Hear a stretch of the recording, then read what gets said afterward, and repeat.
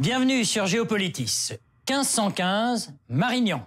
Il y a comme ça des dates historiques dont on se souvient, non pas tellement en raison de l'importance des événements qu'elles évoquent, mais plus prosaïquement parce qu'elles sont faciles à retenir. 1515, ce n'est pas compliqué, ou l'an 800, c'est le sacre de Charlemagne. Et c'est ainsi que dans chaque nation, chaque citoyen et citoyenne se garde dans sa tête sa liste préférée d'événements. Les Suisses vont privilégier, outre le Grütli et les débuts de la Suisse primitive, 1536, la Réforme avec Calvin, ou 1863, la fondation de la Croix-Rouge. Les Français auront retenu l'édit de Nantes en 1598, ou alors 1804, le sacre de Napoléon. Dans le monde, on retiendra 1492, la découverte de l'Amérique, ou 1962, la crise de Cuba, et ainsi de suite. Mais pourquoi certaines dates, beaucoup plus importantes en termes géopolitiques, sont-elles toujours passées sous silence? Qu'est-ce qui fait d'ailleurs que nous avons tous besoin de ces dates comme autant de repères? C'est le thème de cette édition de Géopolitis. Marignan, revenons-y, ou plutôt retournons-y. C'est le 14 septembre 1515, il y a exactement 500 ans. Il est 8 heures du matin et le combat fait rage entre les 30 000 soldats du roi François Ier et les 20 000 Suisses engagés par le duché de Milan. Pour les Suisses, ce sera un carnage, 6 000 morts sur le champ de bataille. La suite de ce que l'on a pudiquement appelé la défaite glorieuse, eh bien, c'est la politique de neutralité. Une suite dont l'exact déroulement fait encore débat parmi les historiens. Cela dit, avant 1515, 1000 ans auparavant, il y a eu le tout début d'une autre aventure suisse, une belle histoire, celle de l'abbaye de Saint-Maurice. 515, voilà une autre date historique. Le monde entier va célébrer les 1500 ans de ce lieu monastique qui, pendant 15 siècles sans interruption, aura connu une présence religieuse. On vous le dit, une date pour l'histoire.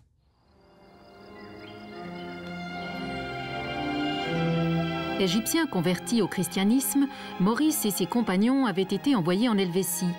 Quand l'empereur leur donna l'ordre de massacrer les chrétiens, ils refusèrent d'obéir. En représailles, ils furent tous conduits au supplice. Maurice fut le premier à tomber. Les ossements des martyrs furent amenés à Agone, qui devint un lieu de pèlerinage, puis un monastère.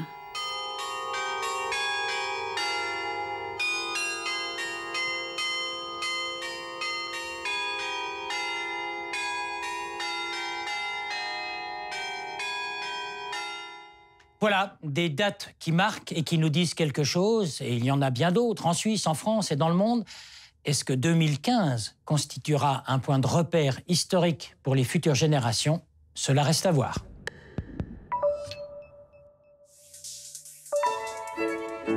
Il n'y a pas que le Grütli, le serment bien connu, l'alliance Uri-Schwyz-Unterwald. Il n'y a pas que Guillaume Tell, et bien plus tard Marignan, dont on a déjà parlé.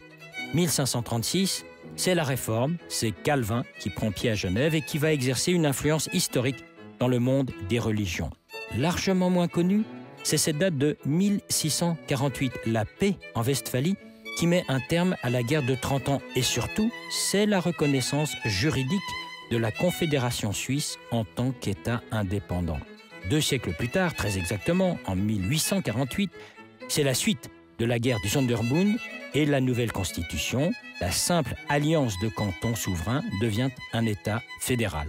Arrive, 15 ans plus tard, Henri Dunant qui, après avoir vu Solferino, va créer la Croix-Rouge en 1863. Autre date suisse importante s'il en est, 1971, avec, enfin, le droit de vote et d'éligibilité accordé aux femmes. N'oublions pas 2002 et l'adhésion de la Confédération helvétique à l'ONU.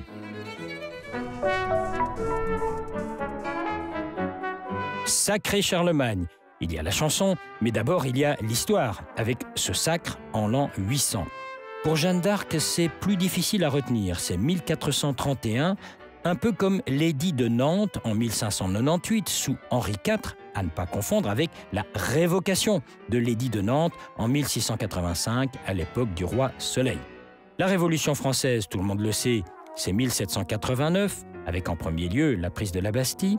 Encore un sacre, bien après Charlemagne, c'est celui de Napoléon, en 1804 à Reims, avec le pape qui a été fermement invité à participer. Il y a bien évidemment les deux guerres mondiales, 14-18 et 39-45, mais ce que l'on retient surtout, c'est la fin de ces conflits, les images du 11 novembre 1918, l'armistice, et puis le 6 juin 1944 avec le débarquement des forces alliées. Plus tard, c'est le début de la Ve République, dont on gravera le début dans le marbre, 1958, une Ve République qui tient toujours le coup. Les points de repère sont souvent d'ordre religieux. L'année 0, celle de la naissance du Christ, ou alors 622, l'arrivée de Mahomet à Médine. Pour le monde entier, il y a aussi cet événement considérable avec, en l'an 1455, la première Bible de Gutenberg. En 1492, Christophe Colomb découvre l'Amérique. C'est l'une des rares dates dont on sait se souvenir. 1929, avec ses images terribles du vendredi noir, le krach de la bourse, la crise économique, la récession et le monde entier qui en connaîtra les prolongements. 1962, c'est la crise de Cuba, le souvenir que l'on est passé très près d'une attaque nucléaire. On ne sait plus forcément à quelle date fut construit le mur de Berlin, mais on date bien de 1989, l'année de sa chute, de son démantèlement, ce qui entraînera 2 ans plus tard la chute finale de l'URSS. 2002, on l'a oublié, c'est l'arrivée de l'euro. Enfin, inoubliable, parce que les images sont dans toutes nos têtes, l'une des rares dates que l'on a retenues en entier, le mardi 11 septembre 2001, et les attentats terroristes de New York et de Washington.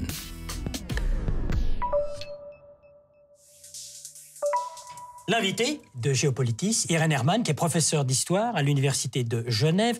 Une toute première question, pourquoi est-ce que c'est si important, au fond de nous-mêmes, même si on ne le sait pas, de retenir un certain nombre de dates? Pourquoi c'est important? Les dates donnent des points de repère dans le temps.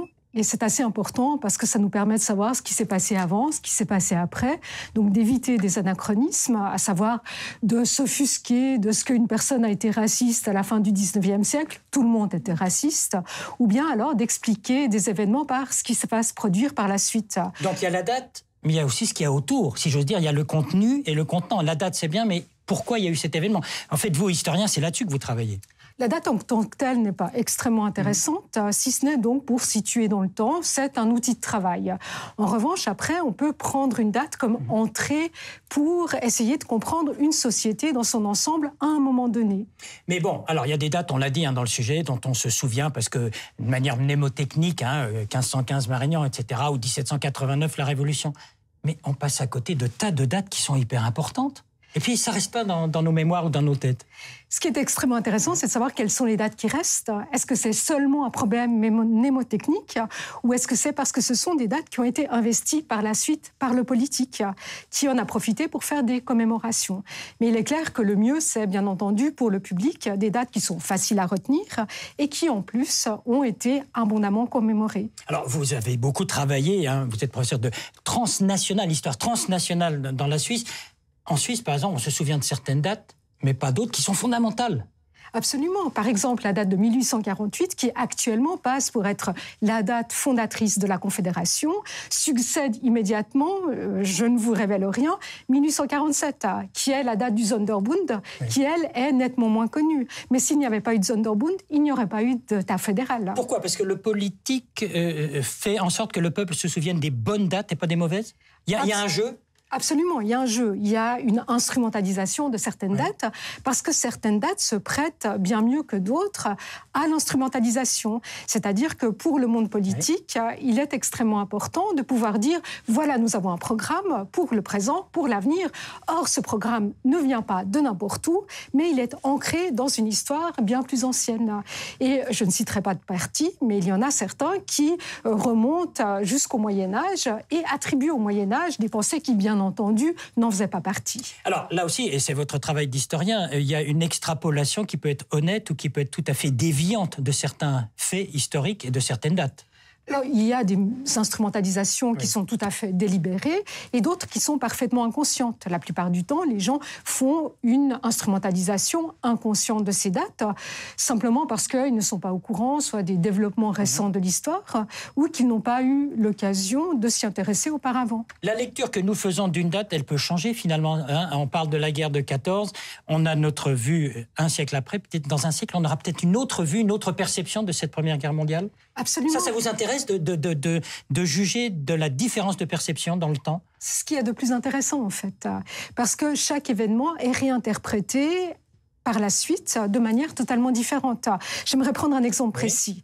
On célèbre plus ou moins activement le bicentenaire des différents traités post-napoléoniens, 1814-1815. Les rattachements des cantons, Genève, Valais, Neuchâtel. Par exemple, oui. Et cette période de 1814-1815 a été en quelque sorte escamotée lors du premier centenaire, parce qu'on estimait que 1814-1815, eh bien, c'était des empires, donc ce n'était pas très, très intéressant dans un monde qui était véritablement façonné par les États-nations, et d'autre part, on pensait que c'était une période extrêmement conservatrice. 100 ans plus tard, actuellement, on a plutôt tendance à investiguer les choses d'une autre manière et de voir ces traités de 1814-1815 comme étant une tentative pour essayer de faire régner la paix en Europe. Ça, au niveau extérieur. Mais c'est déjà une extrapolation, peut-être. Peut-être dans 100 ans, on va encore avoir un point de vue différent. Bien entendu, on va avoir un point de vue différent, parce que ce qui fait se renouveler l'histoire, c'est d'une part la découverte de nouveaux événements, de nouveaux documents. C'est assez rare. Ce qui, en fait, généralement fait se renouveler l'histoire, ce sont les questions qui sont posées. Or, les questions sont tirées directement du présent. C'est-à-dire qu'on n'a pas les mêmes questions en 1914 qu'on a actuellement en 2014-2015. Et il y en aura d'autres questions dans 100 ans ou même dans 50 ans. Alors, vous avez des étudiants, dans le temps, comme on dit toujours, on apprenait tout par cœur, toutes les dates, c'était obligatoire dans les écoles. Maintenant, on a l'impression qu'on n'apprend plus rien par cœur. Ça vous gêne, vous, en tant qu'historien, d'avoir des générations d'enfants qui n'ont plus appris par cœur?